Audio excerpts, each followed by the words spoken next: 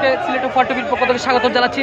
আপনারা জানেন জুলাই জাতীয় সনদ বাস্তবায়নের আদেশ ও জারি উক্ত আদেশের উপর 8 দলের উদ্যোগে আপনারা জানেন আজকে বাংলাদেশ জামাতে ইসলামী বড়লেখা উপজেলা শাখার বড়লেখা উপজেলার নেতৃবৃন্দরা তারা একটা বিশাল মিছিল নিয়ে তারা আলিয়া মাদ্রাসার দিকে রওনা দিয়েছেন। দেখতে পাচ্ছেন বড়লেখা সদর ইউনিয়নের সকল নেতৃবৃন্দরা বাংলাদেশ জামাত ইসলামীর যারা কমিটির সদস্য আছেন তারা একটা বিশাল মিছিল নিয়ে বেরিয়ে আসছেন।